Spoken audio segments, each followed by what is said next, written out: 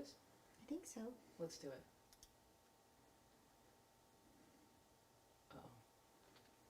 Oh, there you go. But why is it not showing anything? Oh, that's live. Yeah, but it's black. Yeah, it's not showing But why is anything. it black? Wait a minute. Stop. Not there. All right. Still live. Can you guys see me? Yeah. Okay. Looking good. Sorry, everybody. This live shit is pain in the butt. It does not work easily, it does not work quickly, and it does not work well. You never really know what you're getting. You never really know when it's going to go live. It takes a long time. It's weird. It's scary. But we got it. I have to do some adjustments here. I am coming in hot.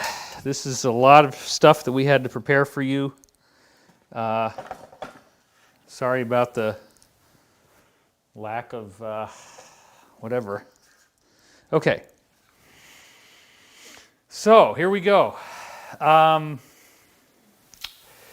have quite a show today. This is really a very interesting moment in our timeline. And I will just point out to you to start with that we have received new briefings. Those briefings are very amazing. So I'm going to cut to the chase, stop the suspense right off the bat, and say that we heard it years ago and I had forgotten about this. Is there a problem? Okay. I'm very concerned about the way this is working. It's very difficult to get a live stream to work, as it turns out. Anyway, the briefing is that we are going to get 3 days without internet and without telephone.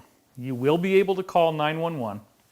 You will be able to call other emergency services. You will not be able to use the internet. It will slow to a crawl, or maybe not even. You might be able to get your email.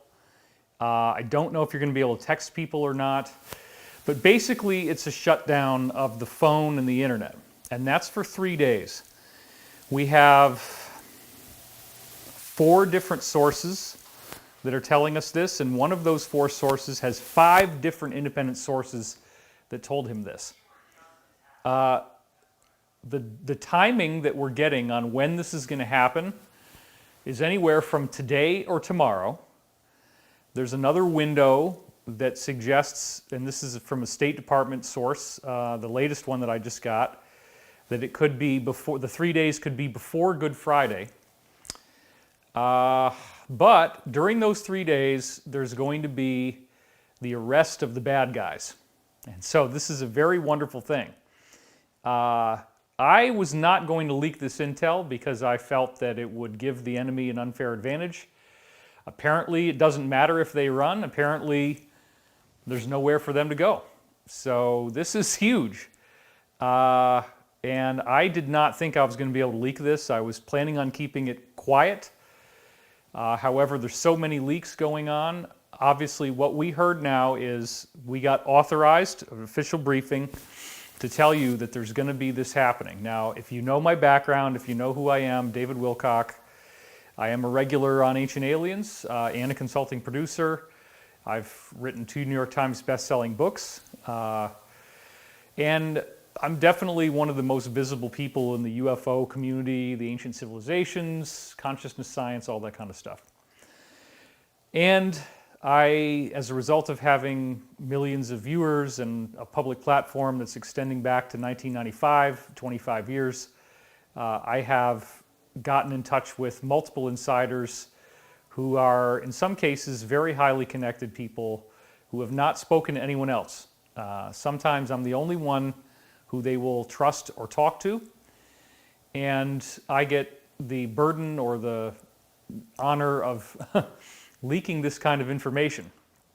So I know there's a lot of fear out there. I know this is a very dark time for many people, and I certainly do not want to undermine that for 1 minute. However, if you can follow with me in this talk what I'm going to be telling you, the 3 days are very exciting. If you understand what's going on, we've already made it this far. I've been telling you for 11 years that were from briefings that came from people that were working directly up with the presidential level, okay? We've been telling you for 11 years that you were going to need about 2 weeks to a month of stored food and water in your house, that you wouldn't want to go outside. I didn't know why, okay? We thought we were going to lose power, but we weren't sure.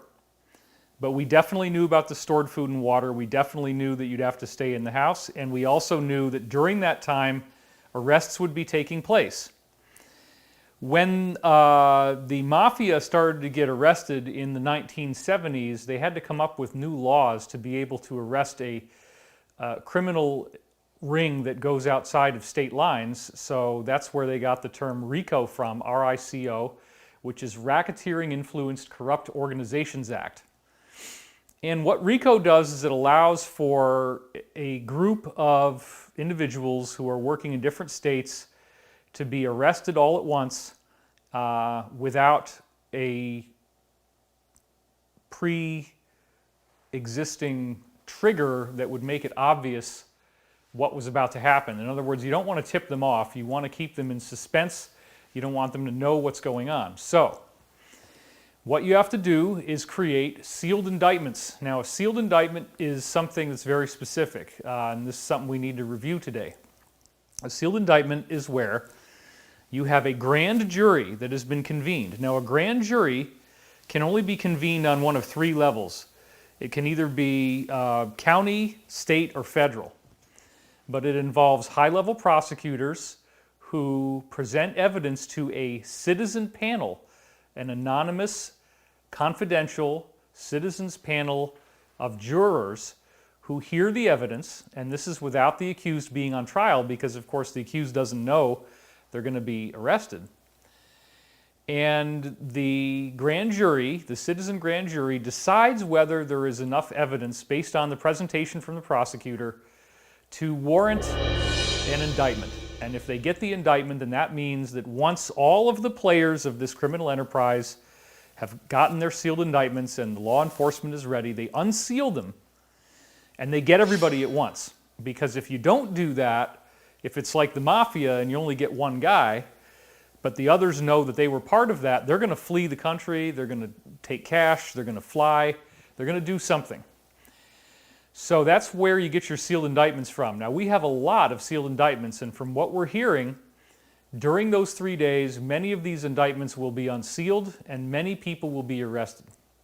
And this is a very, very good thing because the people we're talking about are essentially satanic. They did create this virus. That's one of the things you're going to hear again today. They didn't get it right, though. They got the contagion part right, but they didn't get the lethality. And I'm going to show you a guy who is actually just as credible, if not more so, as the head immunologist in the United States, Dr. Anthony Fauci. This guy, Dr. Michael Levitt, is literally like the Jimi Hendrix of epidemiologists, okay? And Dr. Michael Levitt is saying, what's the big deal? This thing is not that bad. It's not very dangerous. It's not going to last very long. And he actually was able to predict how many people would get sick and die in Wuhan based on the existing numbers. He was able to get it within a very, very narrow window. And so we're going to see him telling us that this is not a big deal. So I do want you to respect social distancing. I do want you to stay home.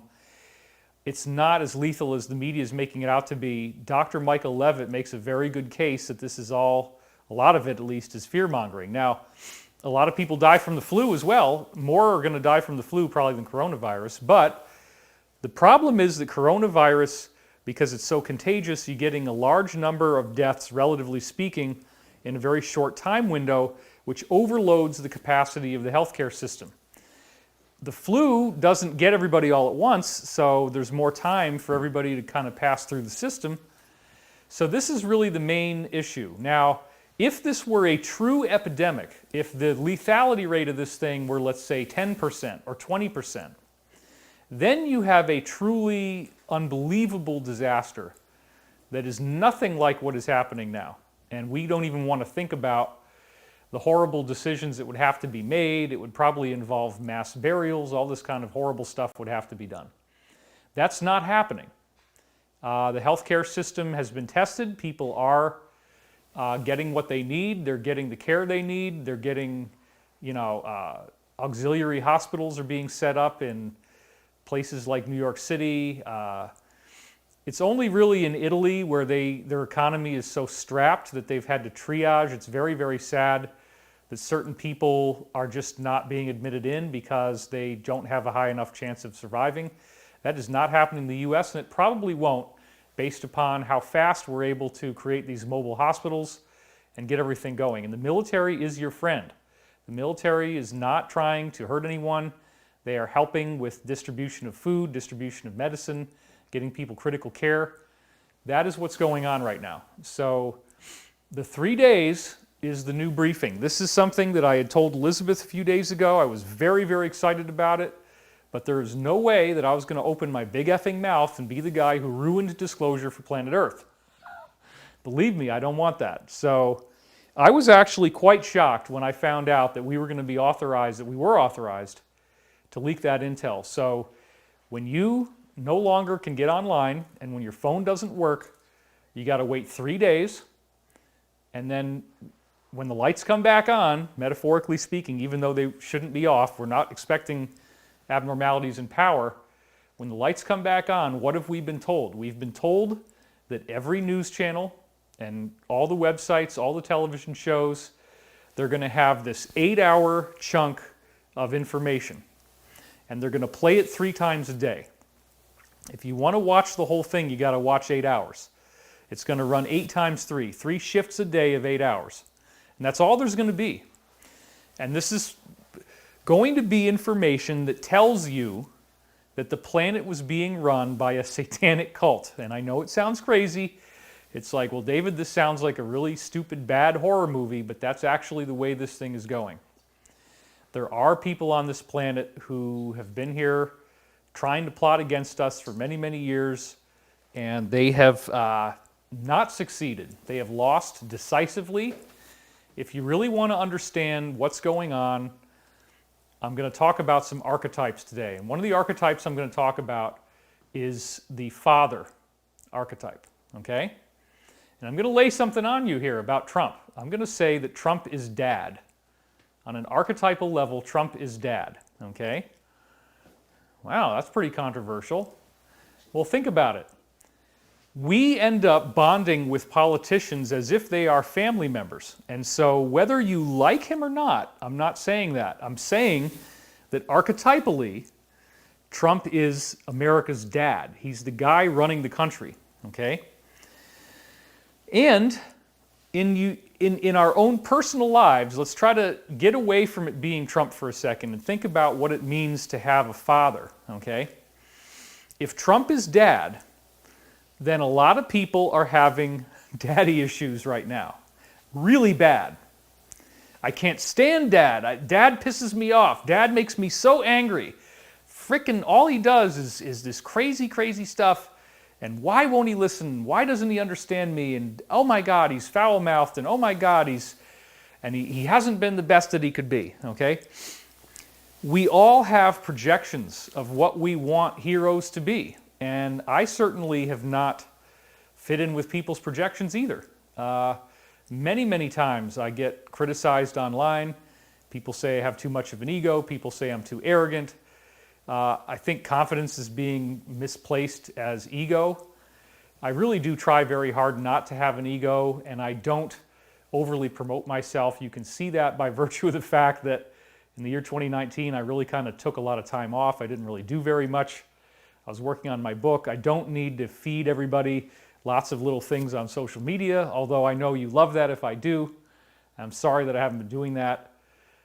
This is not about ego for me. We have had plenty of threats against our lives, against our peace, against our financial stability, and that's real. I have not stopped doing what I'm doing just because of severe hecklers, which actually did organize into a group that was trying to get our businesses shut down, trying to get everything that we do shut down. It's been a very intense battle. That battle got so heavy that I largely withdrew from public attention last year. And I'm not out there trying to sell a bunch of products all the time. I don't have things you can buy on my website like little keychains or mugs or anything. Not that that's bad, okay, but we don't have them. We've done this through your grassroots support.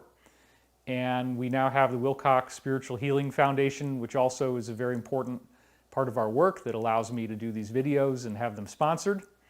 But enough of that. I want to get into the slides now because we have a lot of material to cover. So let's get going. All right, so this is part 3 of our Great Pandemic series. It's kind of a joke. It's not really a pandemic. It's just a great panic, where we're going to get into the exclusive briefings and restitution. So everybody's asking, what is really going on here? And of course, this has escalated into a biblical scale. The scope of what is going on in the news has become something that is like so heavy that people are having a really hard time with their lives right now. However, we've had some really great stuff happen here in the U.S. A bill was signed into law that allows people to get $1,200 if you make $75,000 or less a year. $1,200 that you're going to be sent by the United States Treasury. Believe it or not, they're going to mail you a check. This is going to happen sometime apparently within the next 2-3 weeks at the most. You're going to get one of those refund checks as long as you paid your taxes. You get one of those checks and it'll be, depending on what your income is, and I believe it's like up to $3,600 for a family, and they're also potentially going to do more. Now that's another thing that we heard before, that there would be some kind of payment back to the people. That is already happening. So we're going to get a lot more into that bill and how it was passed, but I also would recommend that you watch the Great Pandemic Part 2 at least, because there's a lot of material that I'm only going to touch on very briefly here that we covered in much more detail before. So one of the things, just to start this off, is, again, as I said last time, the factories in China are returning to production. This was news from March 3rd. Okay? So anybody trying to tell you China's all dead and gone, that's not true at all. China is now back up to at least 95% production, maybe more. They're basically fine now. They've gotten over this thing. They have no new cases, no new deaths. So let's just have a bit of quick review from last time, where you start to see how this might have a dark, sinister aspect to it. Prince Philip, the husband of Queen Elizabeth, the reigning monarch in the UK, in 1988 said that he wanted to be a virus. And I showed you this very disturbing picture of him. He looks like a Sith Lord in this picture. Well, here it is in The Guardian. Did I say that? Where he says, in the event that I am reincarnated, I would like to return as a deadly virus to contribute something to solving overpopulation. Now that right there is what you call the revealing of the method. Okay? They came right out. He came right out and said, I would like to contribute to solving overpopulation by being a deadly virus. Which means he supports millions or billions of people dying to combat overpopulation. So now I want to take you back again to May 24th, 2009. This was in the Sunday Times. It got taken down pretty fast. Billionaire Club in bid to curb overpopulation. America's richest people meet to discuss ways of tackling a disastrous threat. And then, of course, you look it up on the Wayback Machine. It's not there anymore. You have to go back to October 6th or before. And then the blue, rather, is when it was live, and then the 24th is when it turns into a busted link. So we're going to read a little of this again. Some of America's leading billionaires have met secretly to consider how their wealth could be used to slow the growth of the world's population. The philanthropists who attended a summit convened on the initiative of Bill Gates, the co-founder of Microsoft, and they discussed joining forces to overcome political and religious obstacles to change.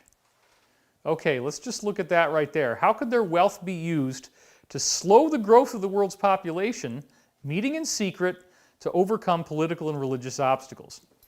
So this again is very highly disturbing stuff, because a religious obstacle would indicate that people would think God wouldn't approve of you doing this. Well, how are you going to stop overpopulation? Probably by killing people. Okay, here we go. Described as the good club by one insider, how ironic that is. It includes David Rockefeller Jr., Warren Buffett, George Soros, Michael Bloomberg, and media moguls Ted Turner and Oprah Winfrey. And some of you guys gave me some shade about Oprah Winfrey the last time. Look, I don't know if Oprah was into this more or not. I did hear that she threw up at the meeting.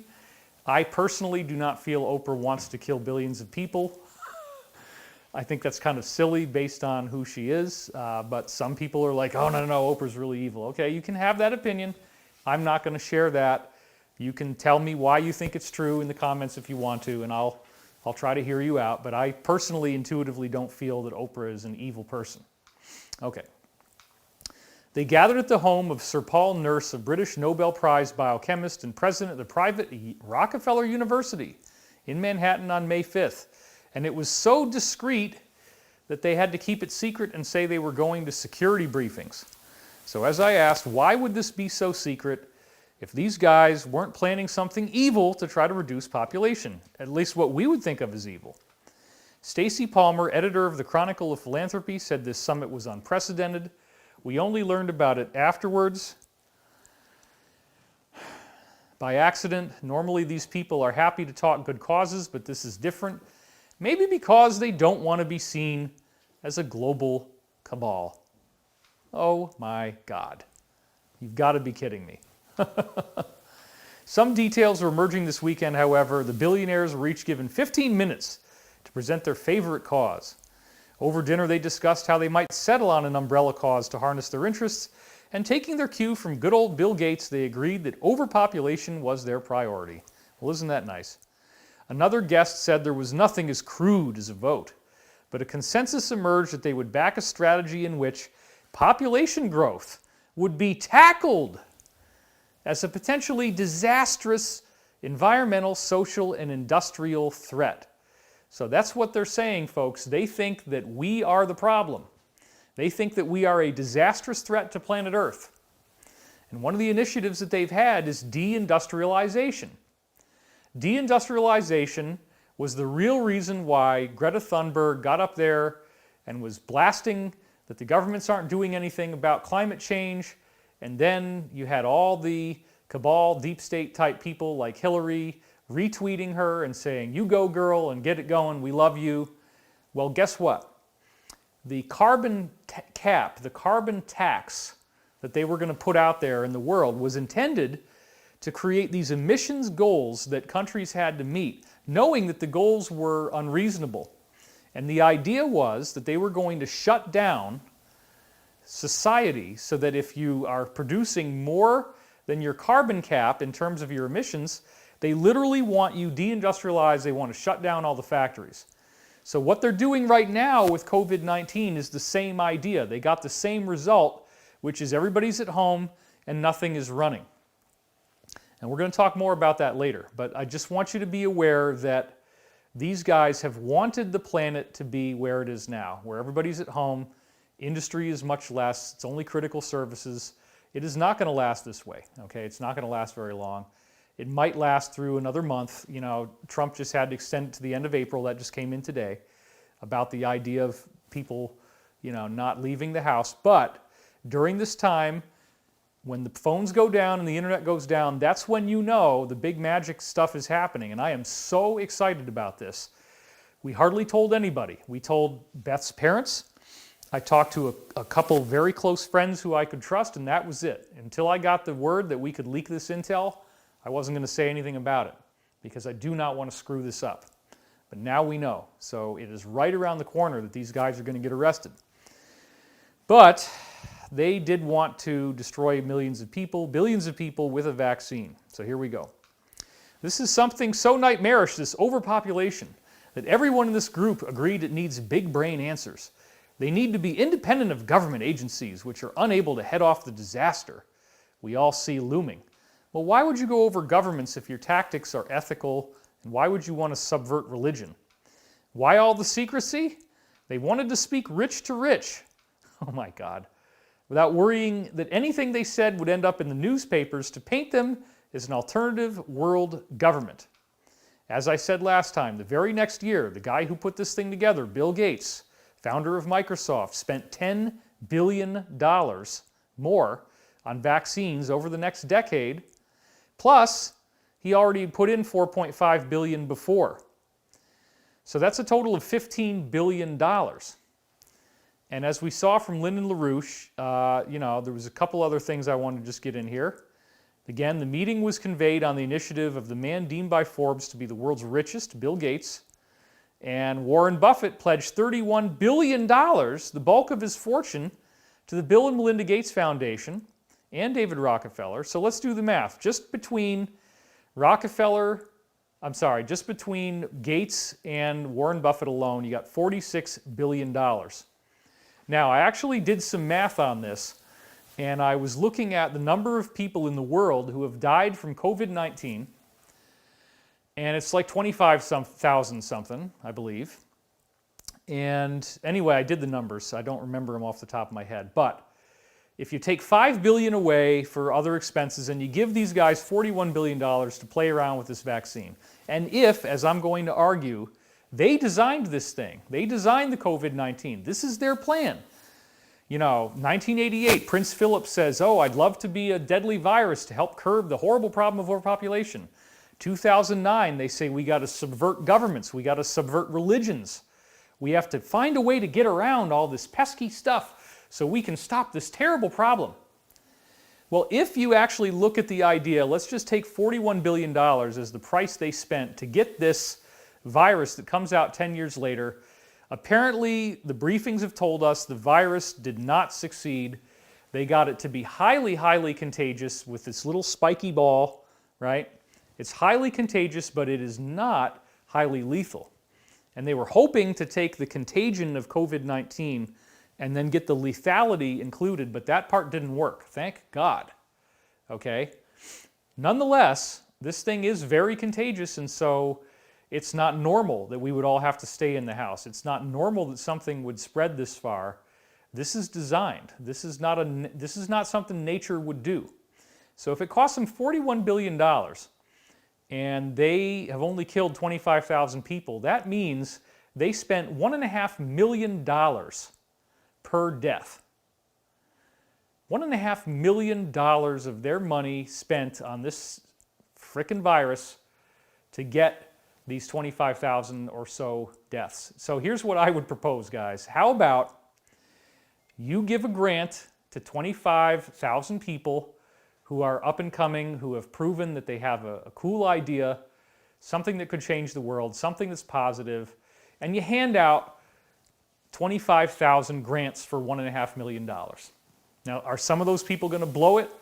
Are they going to have a crappy life? Yes. Are some of those people going to do something wonderful with it? I believe so. And would the percentage of the 25,000 people do something greater than whatever this thing is that they think they're getting something out of? They're not getting anything out of this. They're just screwing with everybody's head. They're screwing with our peace. They're trying to show one last time before they get defeated that they're masters of the universe, that they can control what everybody's doing. They can keep you in your house. They can keep everybody afraid, okay? And it works. They literally are keeping everybody home. It's all shut down. But it's not that dangerous.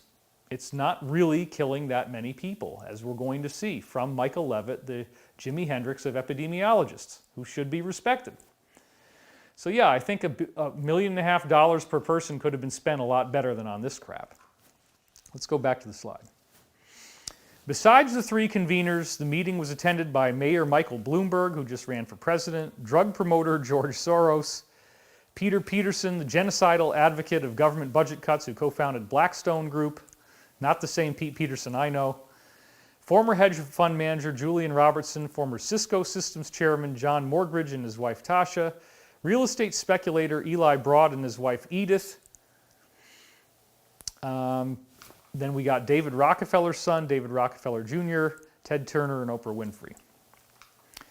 So ABC News reported that the meeting was reminiscent of the 1907 salons of America's foremost financiers held in the study of J.P. Morgan to discuss how private citizens could stop the economic panic. Now, I want to go right into this again because we got this briefing and I went forward, I took a risk to talk about something that we didn't really know exactly what was going on here, but we went with it. Charles Lieber, a Harvard well, it's kind of becoming like Hollywood now, right? The Harvard professor who was very bizarrely connected to Wuhan and biological research, okay? Here is his arrest notice on the Department of Justice website, as I showed you last time, but I'm going to read you some new stuff now, okay? So don't say, oh, this is same old crap, same old crap. No, no, no. I got to make this a standalone product for everybody. So it says, Tuesday, January 28th, Harvard University professor and 2 Chinese nationals charged in 3 separate China-related cases. Now, it says here in August 2018, Zhao Songzheng, who was one of his students, I guess, entered the United States on a J-1 visa and conducted cancer cell research, allegedly, they always say that's what it is, at Beth Israel Deaconess Medical Center in Boston from September 4th to December 9th, 2018-2019. It is alleged that on December 9th, 2019, Zheng stole 21 vials of biological research, quote unquote, and attempted to smuggle them out of the United States aboard a flight destined for China. It is alleged, this is again from the Department of Justice, that initially Zheng lied to officers about the contents of his luggage, but later admitted he had stolen the vials from a lab at Beth Israel. Zheng stated that he intended to bring the vials to China to use them to conduct research in his own laboratory and publish the results under his own name. Well, here he is, everybody, probably one of the most hated people on earth once this whole thing comes out. Sorry that he has to be Asian. You know, it could be anybody. This is just what happened. But he actually did get off on bail. And so this is, the judge in Worcester released him. But that's the guy, Zhao Songzheng. There he is. And it says right here, a medical student from China who U.S. authorities say tried to smuggle cancer research material, that's not what it is, taken from a Boston hospital out of the country, has been held without bail by a judge who ruled he was a flight risk.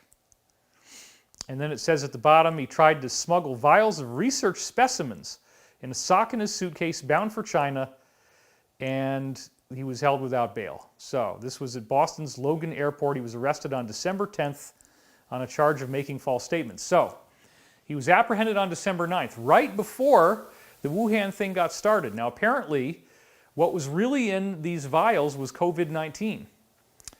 Yes, because they were making the stuff, okay? And he was shipping it over to Wuhan to release it, to begin this plan.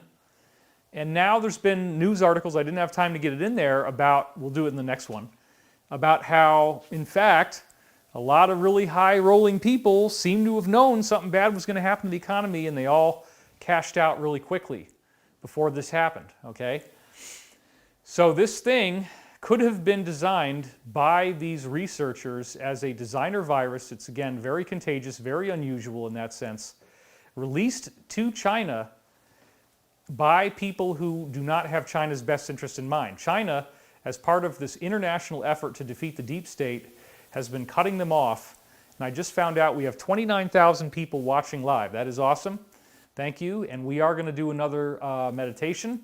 And I'll show you what happened to the Earth's Schumann resonance last time we did that. It was quite amazing. So, of course, going back to the slide now, we have our official debunkers like factcheck.org, which says, oh, there's no link between the Harvard scientist Charles Lieber and the coronavirus. But wait a minute. It's Wuhan. It's biological research. It's the Department of Justice arresting people. It's them getting paid under the table. And it's 21 vials of something that he's got, that he gets arrested with in the airport on December the 9th, and then starts lying to people on December the 10th. Federal investigators. Let's take this again. Zheng stole the materials from his lab at Beth Israel Deaconess Medical Center, authorities allege. I'm reading this from the article I just showed you. Some vials contained a colleague's work he had replicated without apparently without the authorization or knowledge of the lab. They threw him under the bus. That's BS. He was possibly acting on behalf of the Chinese government, according to the FBI, which they said in an affidavit included in court documents. So, this is getting really weird, folks, because you got this guy, Zhao Songzheng, working for Harvard, working for Charles Lieber.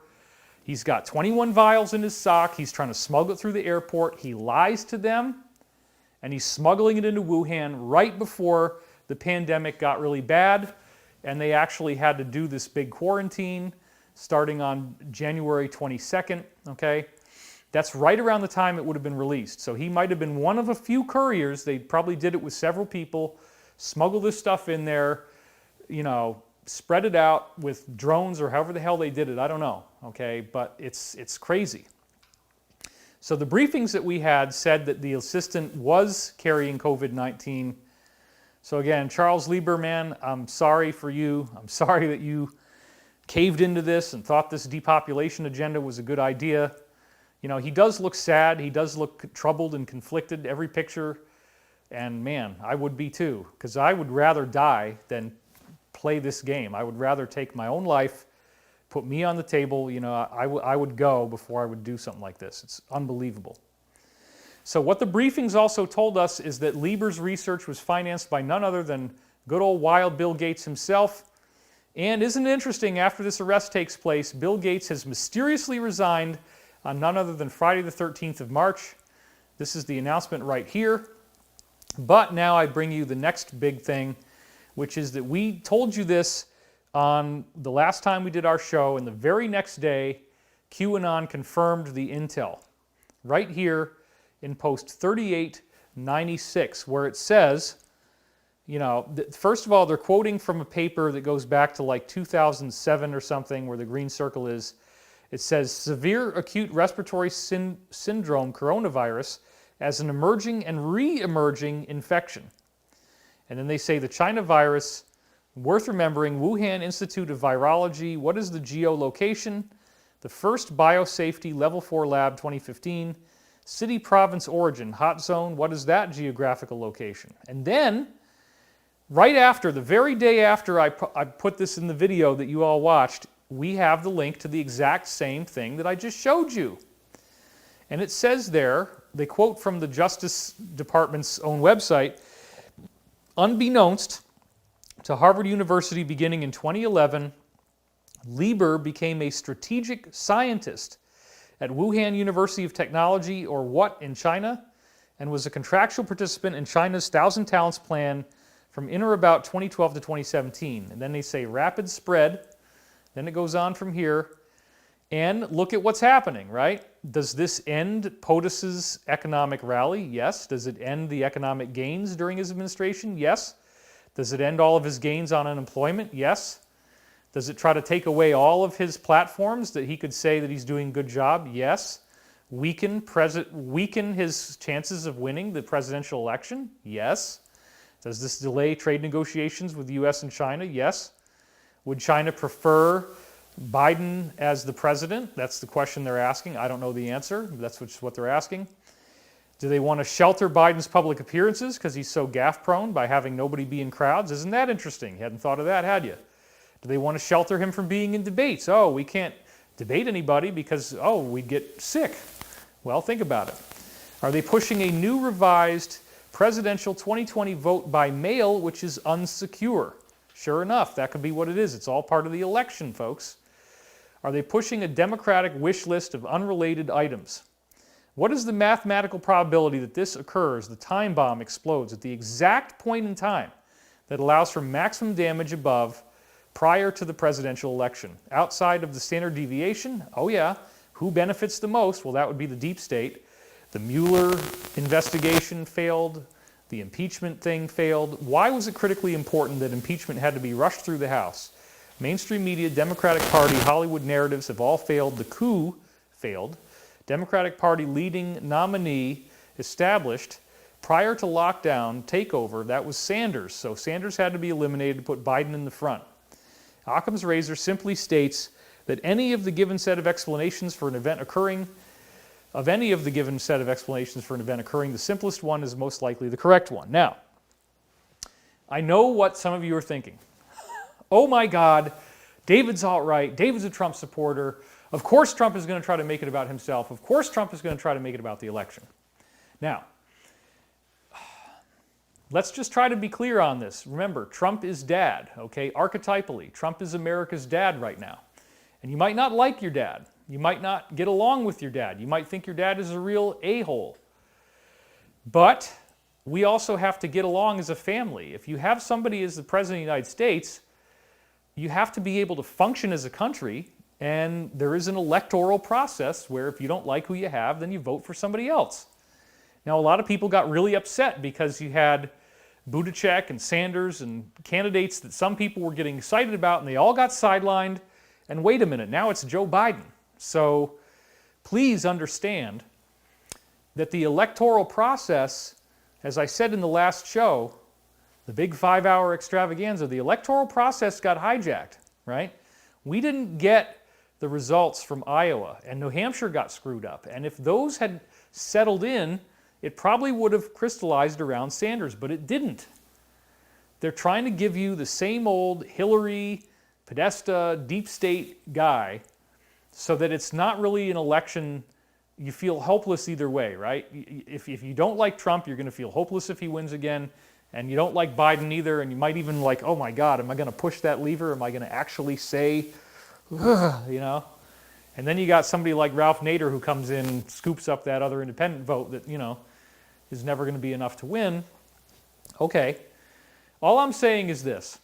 In the last show, I presented to you the history of something called the Alliance. It goes back, in Russia, it actually goes back 300 years. They've been trying to defeat this so-called Illuminati. We'll get into that a little more. Here in the U.S., it's been going on since the Korean War, which is from 1950 to 1953. This was when, again, American generals were forced to report their troop positions to the United Nations, and they found out that if they told the United Nations where the troops were going to go, there was an ambush and they all got killed as soon as they arrived. It was only when they started to tell the United Nations disinformation that the troops didn't show up where the troops were, but they would show up where they told them they were going to be. The ambush was there, but then there was no troops. So the American generals realized that the United Nations was actually killing off our soldiers, and they're supposed to be our allies. And this also wove in with the aerospace tycoon Howard Hughes. Now, Howard Hughes hired some couriers. Let's go over here, yeah. Howard Hughes hired female sex workers, actually, who are intelligence agents, to have sex with other people in the aerospace industry who were talking about this Illuminati. And they got them in bed. The women got them in bed. The women got them talking after they'd had sex, and they revealed that they do believe themselves to be the descendants of an extraterrestrial race going back to Atlantis. I know it sounds crazy. I know it sounds silly. They really do believe this. They don't think they're humans. They think that there's something more. They think that they're magical blood. So they're very attentive to their bloodlines, to who is in the right of succession, who was the king, who was the queen. Much of the people who are now in the so-called Illuminati believe they are the direct descendants of key families that you read in the Old Testament of the Bible. This is something I haven't really talked about before, but that is true. They believe they are Old Testament royal bloodlines that are still around. So, Howard Hughes gained a lot of information about this because he wanted to know why Hughes Aircraft was constantly being washed out by other companies that had inferior products and not as competitive prices for their bids, but yet they always got the bid, and Hughes Aircraft was getting shafted. Well, it was because it's all a good old boys network, and they're all working for one agenda. Okay, so he learned a lot of this and fed that information into the Alliance. The Alliance, again, was covered in a book by G. Edward Griffin called The Fearful Master. I showed you that last time. This whole story about what happened with the United Nations, it is in a book, how they were reporting these troop positions and they were getting ambushed. So, this is a lot of information, and all of that war between the Alliance and the Cabal I covered last time. I talked about how long this thing has been raging, and that there were certain things where the Alliance almost succeeded in trying to get something to happen. Eisenhower tried to invade Area 51 and did get some information back. He warned about the military-industrial complex at the end of his term. Kennedy was trying to defeat the Federal Reserve. We'll get into that again in a minute. He got assassinated. Then you have Watergate. Then you have Reagan getting shot when he wanted to tell the truth about UFOs. You have the Iran-Contra scandal, 1987, where we found out the government was dealing cocaine at the highest levels and arming terrorists, and yet somehow that went away. Then we have another one, as I talked about, with Oklahoma City bombing. and that the Alfred P. Murrah Federal Building, 1995, that was blown up, actually had all these documents in it that were going to be used to arrest and destroy the Illuminati. And so they were very clever in blowing up the building where the documents were and stopping that from happening. Then 9/11, where the Pentagon was hit, was right in the office of the Naval Intelligence Operations, where they were actually planning on arresting the cabal again. So now we've had all this, 19 years since 9/11 have passed, and there's been this vicious war behind the scenes, which I first learned about in 2009 from briefings from a high-level insider, Dr. Pete Peterson. And he was telling me that he was having meetings in these sensitive or secure compartmented information facility rooms. That's SCIF, or SCIF, okay? They call it a SCIF room. It means you cannot get a cell phone call, radio waves don't go in there, they can't hear you, they can't listen to you with any surveillance equipment, whether it's satellite. I mean, they have satellites where they can shine a laser at the window of your house and listen to your conversation just by the jiggling of the glass. And it's an invisible laser, you'd never see it. So if they want to listen to you, they're going to listen to you, okay? They also, the NRO has facial recognition tracking. And, all right, I'm getting a message about microphone static. I don't really know what that is. No, we can't do that. We can't do that. Maybe if we just tighten this part of it. No, that part seems fine. I think it's a connection thing there. So what are you actually hearing? You're hearing rustling noise, or you're hearing the buzzing when I'm talking? It rustles when you It's move, rustling? and then can we tighten that thingy? Where's it at? Can we It has, lock it? yeah, it's just, That might be why. Maybe this needs to be tightened a little more. This part. This part. that probably has nothing to do with it. We can still tighten it, but this is a possibility. This one right here. No, that's not going to work. It's more when you step forward or turn. Anytime Which you makes me move, think it's part of the unfortunately. receiver. Just because I can see that part's not moving. And that's just a cord thing. Yeah, I mean, there's not a whole lot we can do about it, so I'll try not to turn. All right, we're building the plane as we fly it, as they say. I'll put that down. Okay, so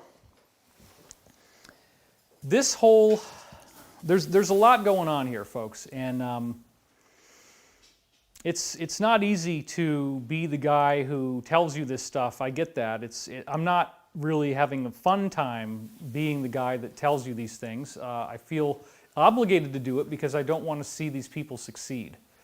But the Alliance is a really cool thing. So in 2009, I started to find out about SCIF rooms where they're having these briefings, and the military is discussing this satanic group that's trying to kill everybody on Earth, and how can they defeat them. And Pete Peterson was brought in on that, and I was getting these very interesting pieces of information. I don't know if Pete was supposed to tell me everything that he said or not. Some of these briefings probably were not supposed to be told to me, but I got them anyway. And I was making decisions as to what to leak and what not to leak, but there have been plans to try to get this mass arrest done ever since 2009. In fact, there were various points where we thought it was going to happen very soon. And I've taken a lot of heat for that. I've been talking about mass arrests for 11 years, and I've been saying it was right around the corner. Well, now what we have is, during the Obama administration, they were going to do a military takeover. They were going to do this thing where the power gets turned off for 2 weeks, you're in your house, you can't leave, there's military outside, and they're arresting the deep state. But it was going to be a surprise, and people weren't really necessarily going to see this coming. It would have caused a great deal of fear. At the last minute, they pulled the plug on this plan because, and here's another important thing, the Alliance does not have a lot of money. Let's go back to so the Alliance is actually, it's a grassroots effort, believe it or not. They don't have an enormous amount of resources financially to do what they're doing. So they needed someone who could self-finance. They wanted to actually have an Alliance candidate run for president, somebody who could be supportive of what they were trying to say. So there weren't very many choices. They needed somebody who had the ability to self-finance a campaign, who was not a satanic pedophile blood drinker, okay? They needed somebody who actually could find out what was really going on and be repulsed by it and want to do something about it. So they brought in Donald Trump. Before he ever decided to run, he was brought in by military friends of his. He got these briefings that lasted for 2 weeks where they showed him some really, really horrible stuff. And they convinced him to run for president and that he would be starting to tell people things that you've never heard in any campaign before, starting to really talk about what's actually happening. And so I admit that I enjoyed the debates where Trump was going after establishment candidates, because remember, it was going to be Jeb versus Hillary. Ooh, Bush versus Hillary. My God, it's so exciting, you know. No. Trump was the wild card, and so I don't agree with everything that he said publicly, of course, but if you're only paying attention to what the media is telling you, you're missing this huge thing that's going on. Because I've been getting these briefings about what was Trump really doing here, and then I start to see these briefings come out on 4chan in the beginning of the year 2017 through a source calling herself Mega Anon. I published her on October 11th, and I became friends with her. We started talking on the phone a lot, and she was talking about the idea that the reason why Trump got into office was to arrest these people, that he was working with the military and the international community to do that. It's an international effort. And then after I publicized this on October 11th, the QAnon stuff started on October 28th. And it started only 6 days after my second update from Mega Anon.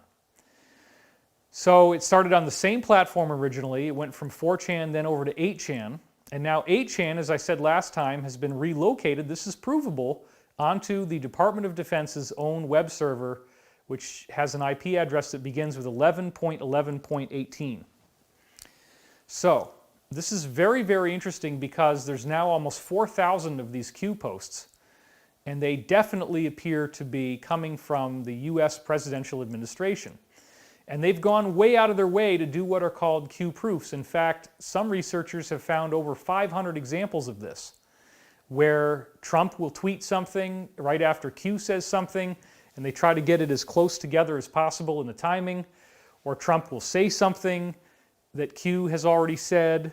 There's many of these examples. Trump has talked about the number 17, the 17th letter of the alphabet is Q. So the media has also spent an enormous amount of time trying to debunk the QAnon stuff, trying to say it's not true, it's not real, it doesn't matter. Anyway, a lot of you know all this, and I don't want to waste too much of your time, but I'm trying to speak to people who don't get this, okay? If you read the QAnon stuff, it is literally like the full-on conspiracy theory angle.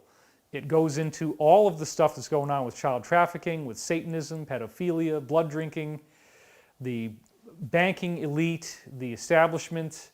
It's a very, very comprehensive body of information, quite amazing in its scope and its depth and what it's telling us. And it's totally the truth. It's the real truth that you haven't been able to get before, which apparently they're getting ready to tell us now. So even if you have problems with dad, okay, if you look at the dad archetype once again, and I understand that, I can't defend everything that's happened, okay? But dad is dad, and dad is trying to do something good, even if he might be annoying you very much in other ways, okay? Dad is trying to do something good here. And so, even though you might not be too happy, I think you'll be happy with the result, which is the stopping of these people who were trying to take over the planet and kill everybody, okay? So let's talk now more about what situation we find ourselves in now. I want you to be avoiding the media fear porn and think in a practical way, because the coronavirus numbers that they're giving us are all off. I said some of this stuff last time, I'm going to get into it more now. On January 26, 2000, there was a Chinese scientific study that proved that coronavirus is targeting Asian physiology 5 times more than any other race. This is a ethno-specific virus. Chinese doctors have discovered the coronavirus is designed to attach to lung receptors that are 5 times more common in Asian males than in African or Indo-European males. Asian females also have less than half the amount of these receptors than Asian males do. Now, isn't it interesting that this text was in that article originally, and then I went back after linking to it in this video and making a really big deal out of it, and the text that I just read you was no longer in there. They edited it. But they still have other text in it that says the same thing, which I'm now going to read you from.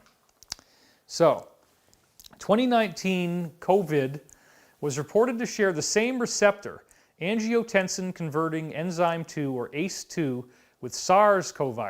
SARS, of course, is the older pandemic. Here, based on the public database and the state-of-the-art single-cell RNA sequencing technique, we analyzed the ACE2 RNA expression profile in normal human lungs. The result indicates that the ACE2 virus receptor expression is concentrated in a small population of type 2 alveolar cells, or AT2. So only certain types of people have this, and it happens to be Asians. So this is the ACE2 receptor. This is, if this virus was man-made, which it certainly appears to be, somebody spent a lot of time and billions of dollars studying this thing, the receptor site in Asian lungs, and they found out, okay, here's the cell membrane, and there's these little pits in it that are in the ACE2 in Asians. And so they designed this thing with these little spiky proteins to be able to stick in there, and it does that preferentially. So the ACE2 distribution, this is now still on the paper as of today, is also more widespread in male donors than females. At least 5 different types of cells in male lungs express this receptor, while only 2 to 4 types of cells in female lungs express the receptor. The result is highly consistent with the epidemic investigation showing that most of the COVID-infected patients were men, 30 patients versus 11 as of January 2nd, 2020.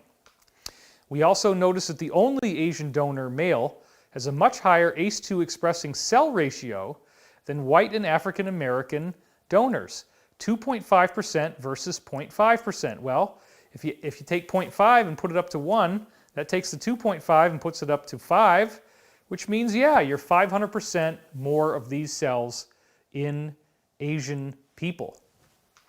This might explain the observation that the new coronavirus pandemic and previous SARS pandemic are concentrated in the Asian area.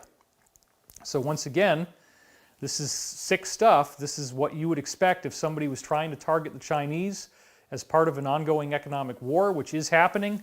The Chinese are trying to defeat the deep state folks. And so this virus was partly intended to try to crush them in this war, because apparently, as of February 19th or thereabouts, the Asians have now cut off, the Chinese have cut off the deep state's line of credit. They will not accept anything but gold as payment anymore.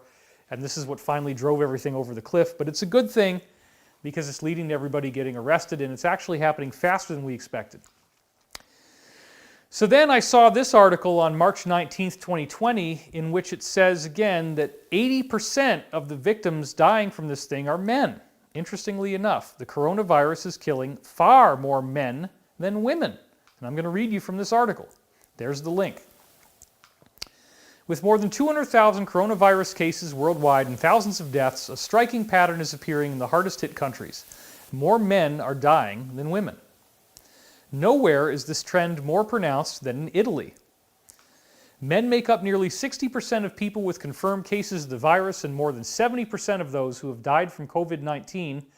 70%, more than 70%.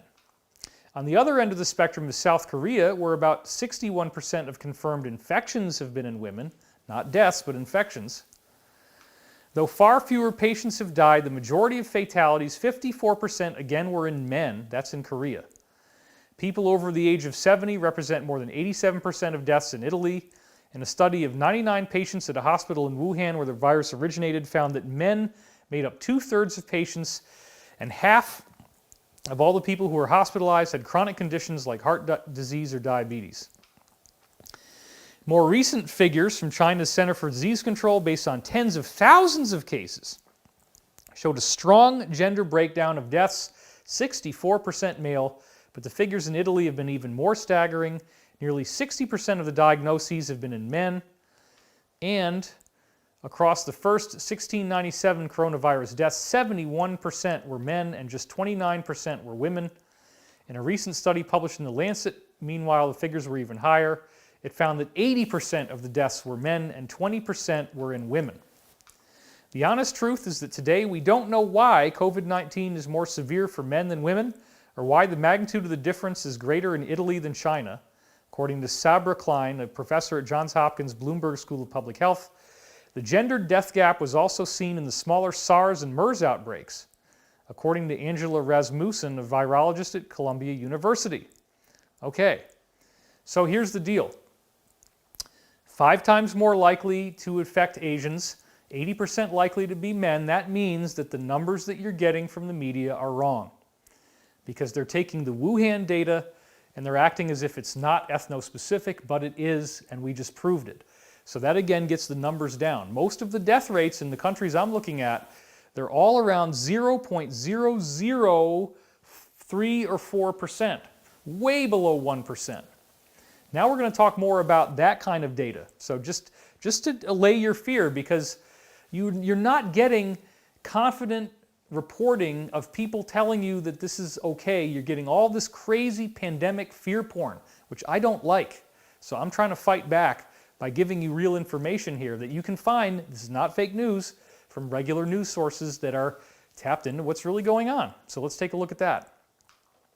The Wall Street Journal gave us some honest facts in an article they came out with recently. We'll have that link in the description soon enough. Number one, they're showing that the current charts instill fear deliberately because it says the current charts instill fear are not relevant. This chart only shows the total number of cases to date, which is no longer a relevant number. They just keep adding up the numbers and they just keep making the graph higher. But in fact, it's falling off very quickly, the actual number of cases. Number two, the number of cases per million are very small. You look over here on the right, that's the total number of cases per 1 million people. And you can see those numbers are very small. So this is way below 1%. The highest number is Italy at 778, as you can see there. And that is only 0.07%, okay, if you calculate it. The affected countries are showing regular ongoing declines. Look at this. The China coronavirus is spreading, but probably not accelerating. So you look at these different colored lines and you see, okay, let's see. Blue is China, yellow is South Korea, green is Italy, orange is Iran, and the red is the USA. And sure enough, look at what's happening. It just falls off. And so on the X graph at the bottom, you see those numbers, 3, 5, 7, 9, 11. Those are the number of days, okay? And then you can see there that at the time this chart was made, everybody is going down within a month. It's pretty much almost gone within a month. There's a little spike there, as you can see, with the Chinese data on day 29. But it's not necessarily going to last. It's a bell curve. So that's the next thing. The virus follows a bell curve and it declines fast after it peaks. That's what we see right here. Number 4, the coronavirus will decline no matter what the media says. The virus is on a bell curve, as the numbers from China and South Korea point out. This thing reaches a fast peak and then declines, as viruses typically do. So look at this. You're seeing on the x-axis again, the dates, and then you're seeing China on the left and South Korea on the right, okay? China gets hit and it starts to peak around January 27th, and already by the time you're less than a month later on February 21st, it's already, the bell curve has gone way the heck down, and then look at that, it starts up in South Korea around the same time, it peaks, and it drops right down again. Now here's the next thing. The virus burns off in the summer heat.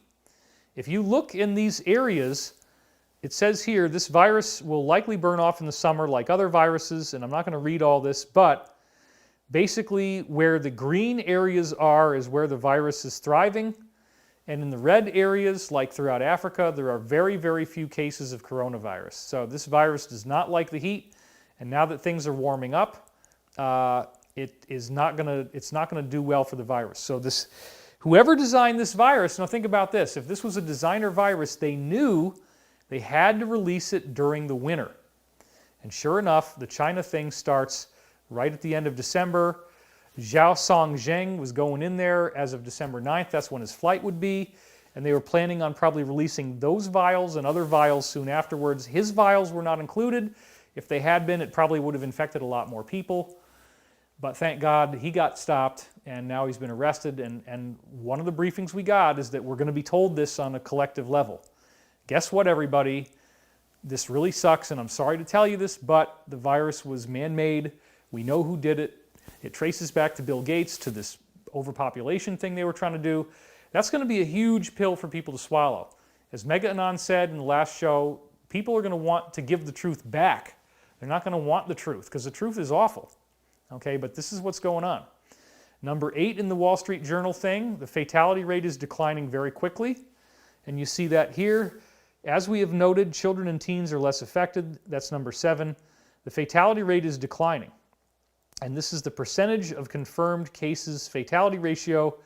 Wuhan, Hubei, China, and China overall are the different colored lines. And you can see it just drops off to 0. Okay? Based on this data, Jin, the scientist they were interviewing, Jin suggests we should probably open up schools and public places. The numbers indicate it would be okay. More people are concerned about government actions impacting the economy than they are concerned about the actual virus. And this is confirmed by the Nobel chemist Michael Levitt, who says that this whole problem, now that we're doing social distancing, is going to end very soon. So here's one link to it. Nobel laureate predicts the U.S. will have a much faster coronavirus recovery than expected. And he's from Stanford University. Michael Levitt, here he is. He's no slouch. He won the 2013 Nobel Prize in Chemistry. So I think that means we can trust him to know what he's talking about. This story with him broke in the LA Times. And here it is. Why this Nobel laureate predicts a quicker coronavirus recovery. We're going to be fine. Other news outlets covered it as well. And you can see some examples here. Lower death rate estimates for coronavirus, especially for non-elderly, provide a glimmer of hope. Coronavirus. Nobel Prize winner predicts the U.S. will get through the crisis sooner than expected. I'm going to read to you from this one, from the actual LA Times original, which everybody was quoting from. Michael Levitt, a Nobel laureate and Stanford biophysicist, began analyzing the number of COVID-19 cases worldwide in January and correctly calculated that China would get through the worst of its coronavirus outbreak long before many health experts had predicted, and it gets better than that. He said, while many epidemiologists are warning of months or even years of massive social disruption and millions of deaths, Levitt says the data simply don't support such a dire scenario. Yeah, you saw those bell curves. It dies off really quick, especially in those areas where we're doing social distancing, which is now the whole world. What we really need, he says, is to control the panic. In the grand scheme, we're going to be fine. 3 weeks after February 1st, when he said the initial estimates, Levitt told the China Daily News that the virus's rate of growth had peaked. Levitt had predicted that the total number of confirmed COVID-19 cases in China would end up around 80,000 with about 3,250 deaths, and his forecast was remarkably accurate. As of March 16th, which is a month and a half later, China had counted a total of 80,298 cases and 3,245 deaths. I'm going to leave that up there for a minute. Notice he was only off on the death count by 5 people. That is effing amazing. And the total number of cases, he was only off by 298. Now, that's why I say this guy is the Jimi Hendrix of epidemiologists. He got it dialed in that close, within 5 deaths and within 298 of the actual cases. How did he do that? Because that's what these guys do. They study the science, they study the data. It's a bell curve. It goes up really fast. It goes down really fast. This thing is not going to, this whole 18 months thing you're seeing, it's just not true. And he's telling us not to freak out. So let's read a little more from him. The number of newly diagnosed patients has dropped to around 25 a day in China as of March 23rd, with no cases of community spread reported since Wednesday, March 18th. And now they don't have any deaths in China at all. There's no coronavirus deaths happening now. Levitt, who received the 2013 Nobel Prize in Chemistry for developing complex models of chemical systems, is seeing similar turning points in other nations, even those who did not install the draconian isolation measures that China and now much of the world has done. Levitt analyzed data from a whopping 78 countries, reporting more than 50 new cases of COVID-19 a day and sees signs of recovery in many of them. He acknowledges his figures are messy and the official case counts in many areas are too low because testing is spotty, but even with incomplete data, a consistent decline, which we're seeing, means there's some factor at work that is not just noise in the numbers. Levitt also blames the media, thank you, for causing unnecessary panic by focusing on the relentless increase in the cumulative number of cases and spotlighting celebrities who contract the virus, even though Tom Hanks, of course, said all he had was some body aches and his wife had some body aches and chills and they were tired and that's it. They were diagnosed with it, they got over it, and they were fine. There you go. By contrast, Levitt says, the flu has sickened 36 million Americans since September and killed an estimated 22,000.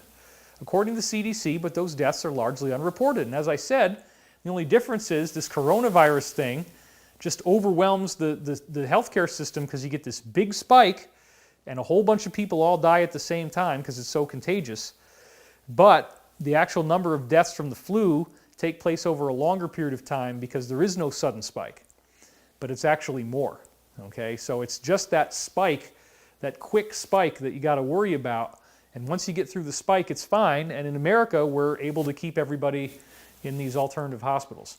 So, Levitt fears the public health measures that have shut down large swaths of the economy could cause their own health catastrophe as lost jobs lead to poverty and hopelessness.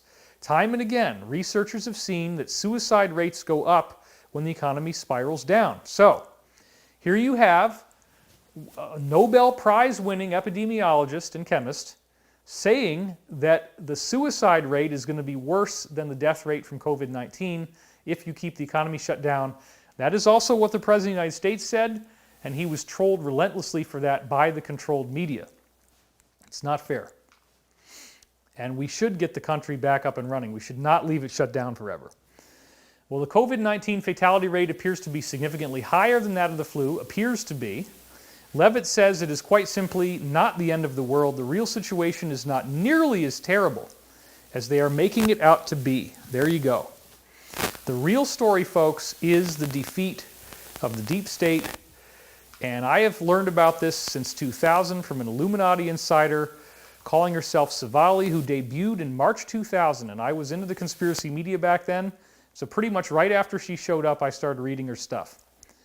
I became friends with her and I connected her to alternative journalists as of 2002, which led to this article on Henry Macko's website, the first time it broke. And I'm going to read a little of this again, and then I'm going to read you some new stuff from her that's very important. Oh, we're up to 34,000 live. That's awesome. If you detect the devil's hand in current events, you might be closer to the truth than you think. A woman who was raised in the so-called Illuminati describes a powerful secret organization comprising about 1% of the U.S.'s population that has infiltrated all of our social institutions and is covertly preparing a military takeover of the whole planet. This is a very important point. Her revelations cast the war on terror and homeland security in their true light. Savali is the pseudonym of the woman, age 45, who was a mind programmer for the cult until 1996. She specialized in mind control.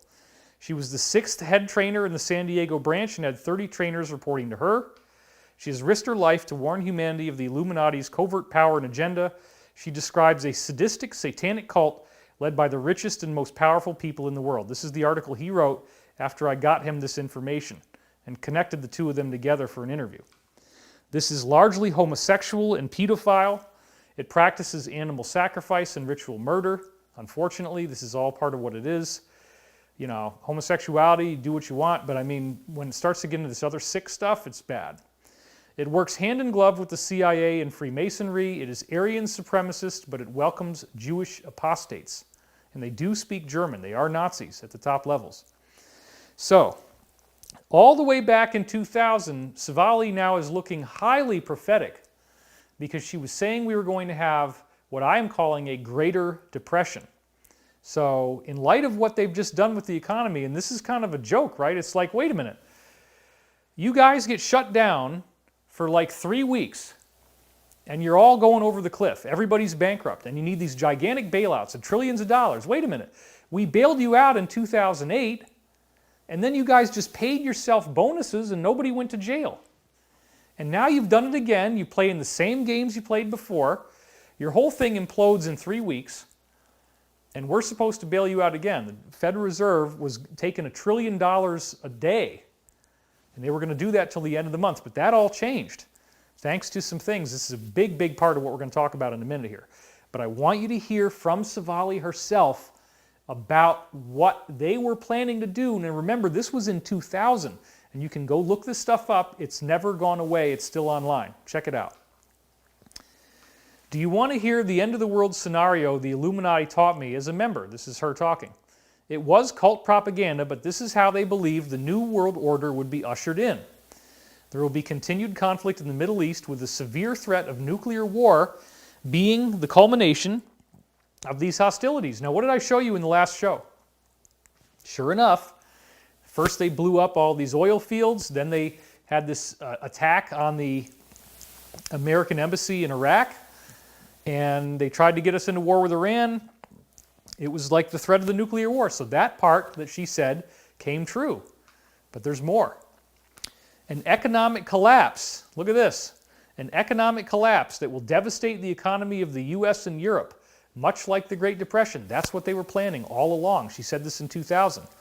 One reason that our economy continues to limp along is the artificial supports from the Federal Reserve, manipulating interest rates, etc. But one day this won't work, or the leverage will be withdrawn on purpose, and the next Great Depression will hit. Sure enough. Now this is what's not going to happen, okay? This is what they were trying to do, but it's not going to happen, just to be clear. The government will call in its bonds and loans, and credit card debts will be called in. There will be massive bankruptcies nationwide. Europe will stabilize first, and Germany, France, and England, surprise, surprise, the top 3 Illuminati countries, will have the strongest economies and will institute through the UN an international currency. Well, that was what they were trying to do with the euro, and the Brexit thing has destroyed that. That is not going to happen. The cabal is being defeated, but this is the plan that they had before it was successfully countered by what I'm calling the alliance. Japan also will pull out, although their economy will be weakened. Peacekeeping forces will be sent out by the UN and local bases to prevent riots. The leaders will reveal themselves. These are the true satanic leaders of the Illuminati. And people will be asked to make a pledge of loyalty during a time of chaos and financial devastation. Now again, this is not what is happening now. But the idea was they wanted to destroy the planet, and then they wanted to reveal that they are, in fact, Luciferians. They think Lucifer is the good guy. And if you don't believe them, they're going to kill you. If you don't want to go along with it, they're going to kill you or put you in a concentration camp. It's very, very scary. These people are serious as a heart attack. You might not believe they really exist, but look at what happened with Weinstein. Look at what's happening with Epstein. There's something going on here, and the alliance knows about it, and that's what QAnon is, and that's what the Trump presidency really is. It is intended to stop this thing from continuing, and it's working. Thank God. This doesn't sound pleasant, does it? I don't know the exact time frame for when they wanted to do this, and I wouldn't want to even guess. The good news is that if a person is debt-free, owes nothing to the government or credit debt, and can live self-sufficiently, they may do better than others. I would invest in gold, not stocks, if I had the income. Gold, once again, will be the world standard. Dollars will be pretty useless. Remember, after the Civil War, our money will be worth about what Confederate money was after the collapse. All this said, it could just be cult propaganda that was taught to me and others to frighten us. It may be that none of this will happen. I sincerely hope it won't. I also strongly believe that God is able to stay the hand of the wicked and able to take care of our nation and others if we turn to Him. Now, that's her belief. She's a Christian. That's how she got out of the Illuminati. So this is another very important one. The article was called The Illuminati Plan to Rule the World. This again was written in 2000. All groups have goals, and the Illuminists are no exception. Money making is not their final goal. It is a means to an end. The end point is no less than to rule the world. The Illuminati has a set plan similar to the Soviet Union's previous 5-year and 10-year plans. This is what the Illuminists themselves believe and teach their followers as gospel truth. Whether they will actually succeed is another matter altogether. The following is the Illuminist agenda at all levels of the Illuminati. As with any goal, the Illuminati has specific steps which it plans to implement to reach its objectives. Briefly, each region of the United States has nerve centers or power bases for regional activity.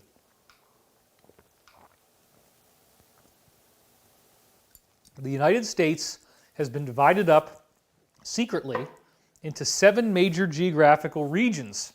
Each region has localities within it that contain military compounds and bases that are hidden in remote isolated areas or on large private estates. These bases are used intermittently to teach and train generational Illuminati in military techniques, hand-to-hand combat, crowd control, use of arms, and all aspects of military warfare. Why?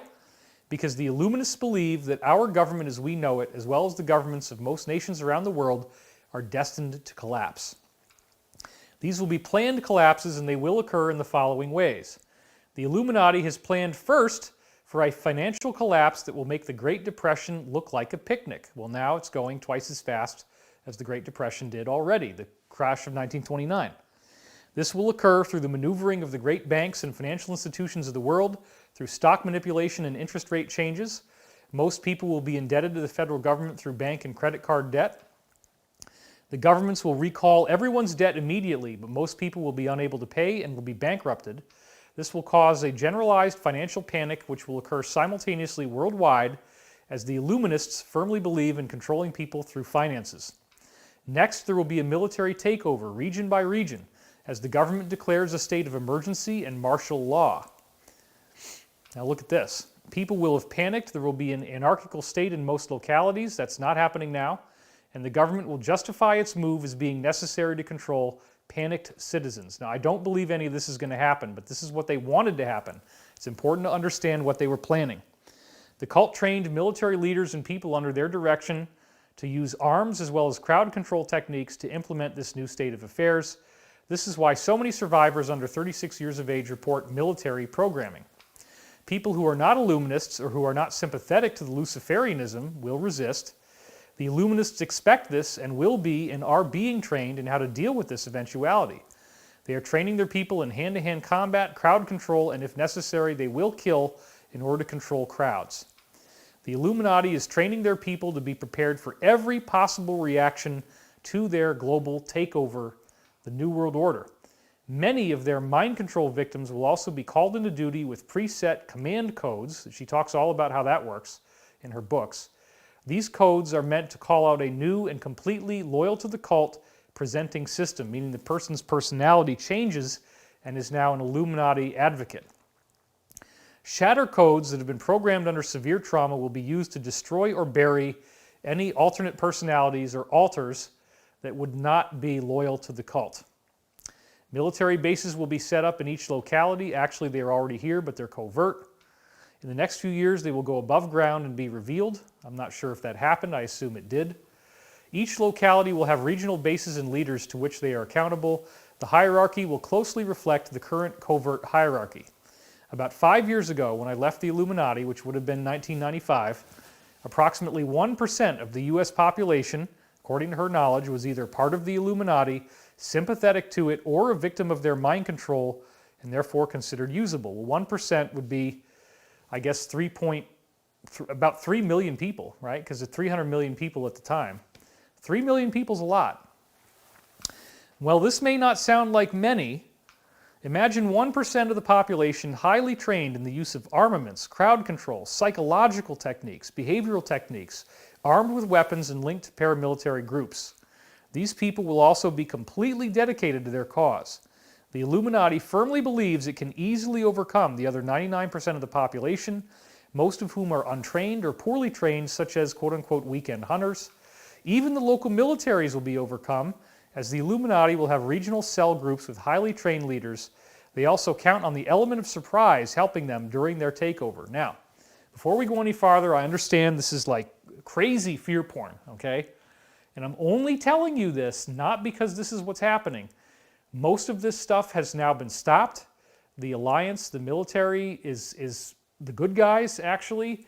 They're working for our benefit, and they are not participating in this agenda.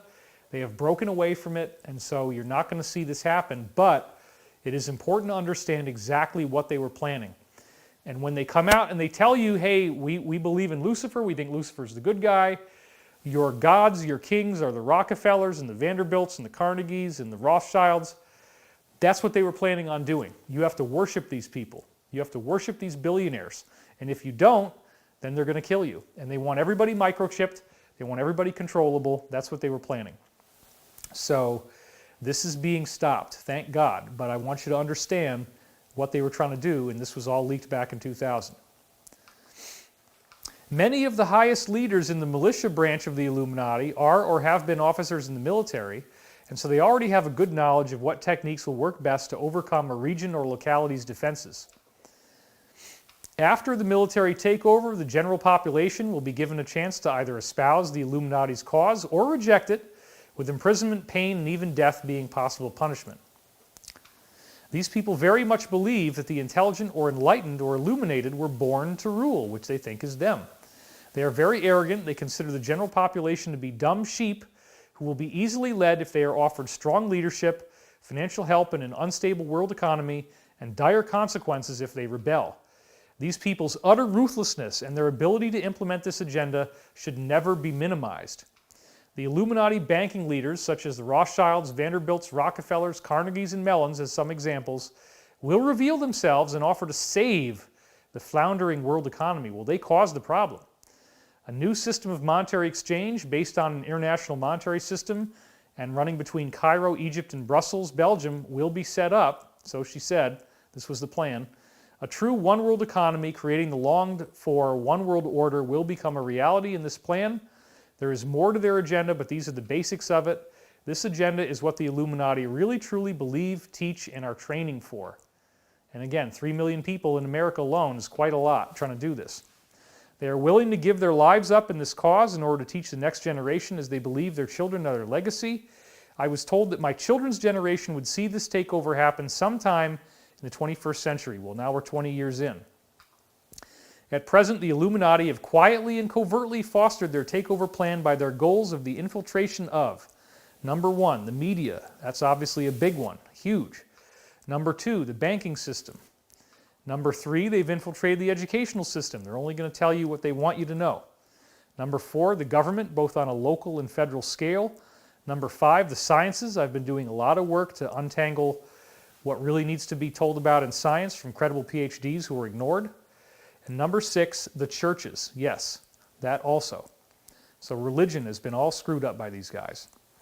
In the political arena, they will fund both sides of a race because their greatest maxim is that out of chaos comes order, which is a discipline of anarchy. That is why they sent arms to and funded both sides of both of the great world wars in this century. And I already knew that when I read this. They believe history is a game like chess, that only out of strategy, fighting, conflict, and testing will the strong emerge. I no longer agree with this philosophy, but at one time I did with all my heart. Hopefully, as these people and their agenda are exposed, the common man will rise up against this intended rule to be foisted upon an unsuspecting mankind. Well, she is using gender-specific language there, but that was her choice. Now, in 2006, I got her to go on the radio. We have it on my website in the Revealing article. You can still listen to it and download it, with Greg Szymanski. And here again, she said, I was told there would be an enormous economic collapse prior to the revealing, which is when they say, here we are, everybody, and now you have to worship Lucifer. Literally, that's what they were wanting to do. Basically, the stock market would destabilize, and then the caller said, well, that appears to be already happening. She said, yeah, I was told it would make the Great Depression look like Sunday school. Well, look at what they're doing right now. At that time, they're going to be really manipulating finances to bring about chaos, confusion, warfare, and then, but you see, I don't like to be so negative, but I'm telling you what I was taught when I was in the group, you know. And the caller said, well, I so appreciate it. Out of this chaos, they said, would come order. You see, this group believes that out of chaos comes order. Now, way back in 2000, she also talked about this group believing in Atlantis. Check this out. The Illuminati completely believe that Atlantis is real. They teach it to their children as part of their oral history. They believe Atlantis was one of the greatest civilizations that ever existed and one of the most advanced. What they teach, their take on it, is that Atlantis was a great race of highly intelligent people who had a highly advanced faith and were highly enlightened. But then what they teach, the Illuminati children, is that there was a prophet of the enemy, They think God is the enemy, right? So a prophet of the enemy, who was actually a prophet of God, came and foretold that they would be destroyed if they didn't change their ways. They were definitely occultists. They were Luciferians on Atlantis. I don't really think that's true, but the Atlantean stuff has been reoriented into Luciferianism. But she thinks that was their religion, okay? I don't agree with that. In fact, a lot of the advances that Atlantis enjoyed were passed down to them through supernatural means.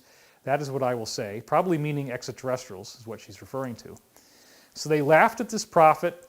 In fact, they killed him. This is what they tell you in the Illuminati, apparently. Sometime after